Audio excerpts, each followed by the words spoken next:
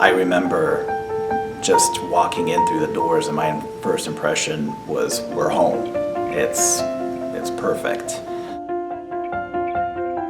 In 1947, a mother found a way to help her child.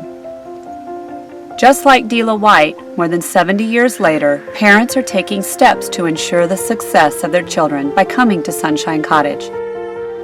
It feels like family, not just amongst the staff, but even the other parents. And we're all in this together, and it's one of the most wonderful places on earth. After an inspiring visit to the John Tracy Clinic in California, Dela returned to San Antonio and visited pediatricians and ENTs to identify young children with hearing loss, like her daughter. 7 children began attending school in a brightly painted yellow caretaker's cottage at Landa Library.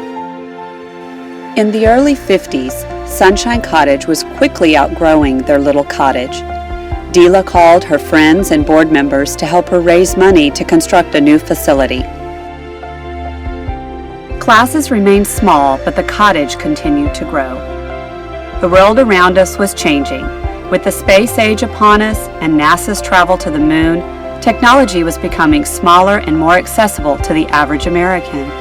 The same was true for hearing equipment. Today, the older model of hearing aids are hardly recognizable. This is a hearing aid. A hearing aid? Yeah.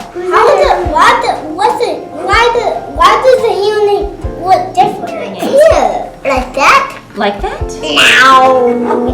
I would not want those. You wouldn't want those? I'm not. You do not want those? The hiring of Dr. Wallace Bruce, an influential leader in the world of deaf education, as the executive director, once again helped move the school from a quiet little program to one that gained national recognition.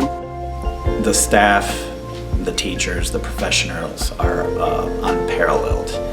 I often, when my friends and family from back home call and ask, or they want to talk about the school and want to know about the school, I usually tell them the best way that I can compare it, I'd say it's the Harvard of deaf and hard of hearing. Educator June Grant helped our neighbor, Trinity University, to begin a Masters of Deaf Education program. June's girls, as they were affectionately known, became lifelong deaf educators. This program was moved to UIW, then on to UT Health under the direction of Blaine Troutwine and Sarah Ammerman.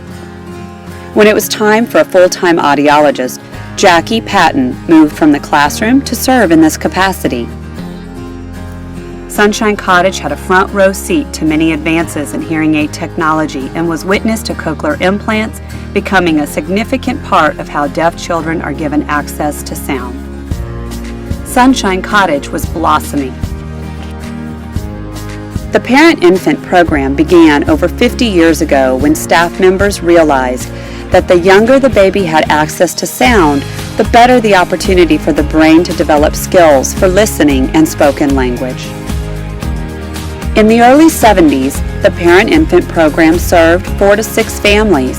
Now, under the direction of Lisa Lopez and 7 parent-infant advisors, the program serves more than 187 families annually. Lisa Lopez's voice over the phone, I automatically felt like, I think I found this place. I think this is where we need to be. With the passing of a new law in the late 90s, which required all babies to have a hearing screening before leaving the hospital, more and more babies were needing services. The invention of better hearing technology required Sunshine Cottage's audiology department to grow from 1 to 7 audiologists today. Yay! Turn it on! Advances in technology also changed classroom education for the best. Sunshine Cottage has always been dedicated to providing state-of-the-art technology both in the classroom and with listening devices. As technology expanded the way we teach, our teachers identified ways to help deaf children stay on the path for developing listening and spoken language. Dr. Beth Wilkes, along with many Sunshine Cottage teachers, developed educational products designed as guidelines for how children develop language. Not only have on-campus teachers found success with these products, they have also helped train deaf educators across the country.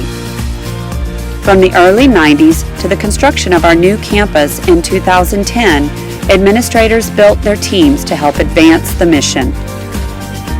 The world of sunshine keeps growing. Families who hear about the miracle of Sunshine Cottage have moved their families from places around the country and the world to help their child be all that they can and more.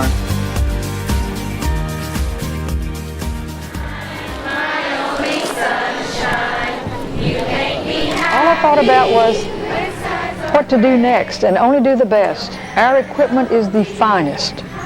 Our teachers are the best. Our whole curriculum is the best. We've only gone for the best. I think our children are very blessed, and I think we're very blessed.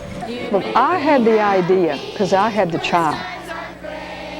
But it's the faculty, the board, and the community who have made Sunshine Cottage what it is today.